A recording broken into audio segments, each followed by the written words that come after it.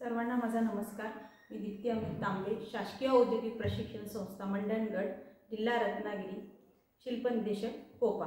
आजचा आपल्याला विषय घ्यायचा आय फ्रेम। मग आय फ्रेम म्हणजे काय? Inline frame.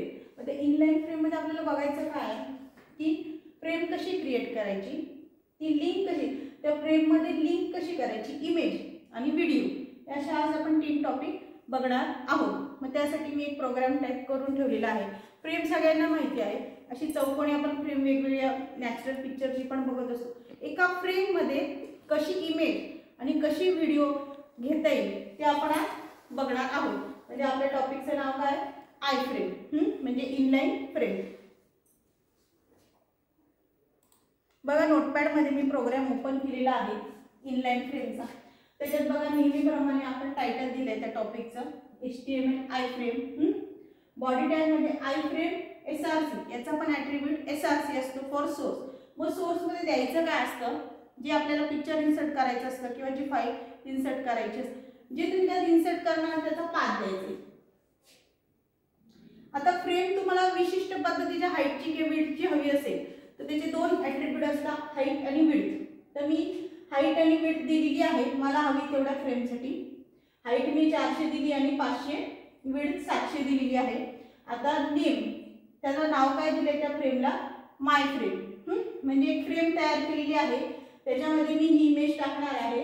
त्याची हाईट 400 घेतलेली आहे आणि विड्थ 700 घेतलेली आहे। ही तुम्ही बदलू पण शकता, तुम्हाला जसं हवं असेल तसं तुम्ही बदला। नाव तुम्हाला जे द्यायचं ते द्या, तुम्हाला SRC मध्ये जे घ्यायचं ते घ्या। मग हे आय फ्रेम टॅग क्लोज केला, त्यानंतर ब्रेक टॅग दिला, BR टॅग फॉर पुढच्या लाईनसाठी येण्याकरता, वन साइडेड असतो तो। आता आपल्याला ह्या फ्रेम मध्ये एक इमेज कशी इन्सर्ट करायची ते बघायचे आणि व्हिडिओ कसा इन्सर्ट करायचा। मग त्यासाठी आपल्याला कुठला लागणार आहे? आपण शिकलेला अँकर टॅग। मागच्या व्हिडिओमध्ये जो अँकर टॅग शिकला तो आपण वापर करणार आहोत। A फॉर अँकर टॅग, HRA।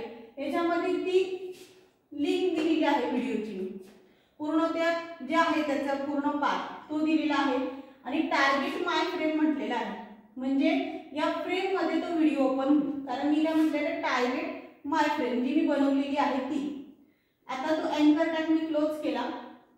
पुढच्या लाईनसाठी इमेज इन्सर्ट करण्यासाठी परत HRA म्हटलं, त्या पाथ दिला त्या इमेजचा मी।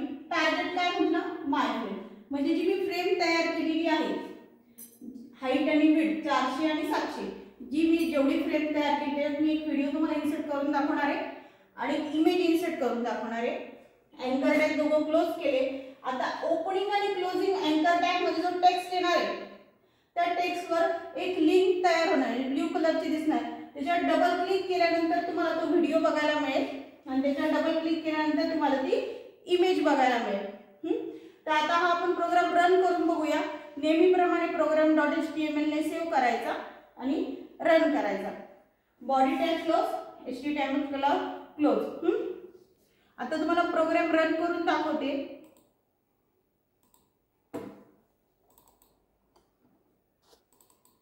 आय फ्रेम नावाने तो सेव्ह केलेला आहे मी प्रोग्राम।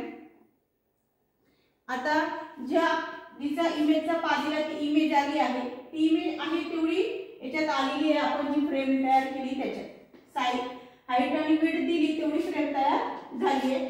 त्याच्यात बघा 2 लिंक तयार झाले, व्हिडिओची आणि इमेजची। अँकर टॅगने आपण जे केलेले आहे, एक व्हिडिओसाठी लिंक आणि एक इमेजसाठी। मग व्हिडिओ क्लिक केल्यानंतर ह्या फ्रेम मध्ये टार्गेट माय करायचं नाव आहे माय फ्रेम। टार्गेट मध्ये आपण काय म्हटलंय? माय फ्रेम। म्हणजे व्हिडिओ क्लिक केल्यानंतर या फ्रेम मध्ये तो व्हिडिओ ओपन होईल आणि इमेजवर पण क्लिक केल्यानंतर याच्यात ओपन होईल। आपण रन करून बघूया।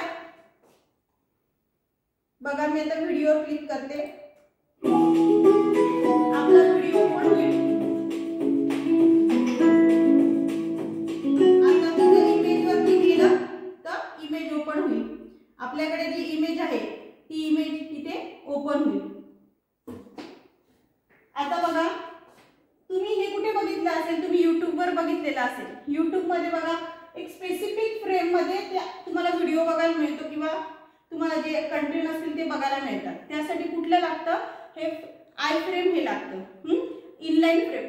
इनलाइन फ्रेम मध्ये तुम्ही एक स्पेसिफिक साइजची फ्रेम तयार करून त्यात तुम्हाला हवी ती व्हिडिओ दाखवू शकता किंवा इमेजेस इन्सर्ट करू शकता.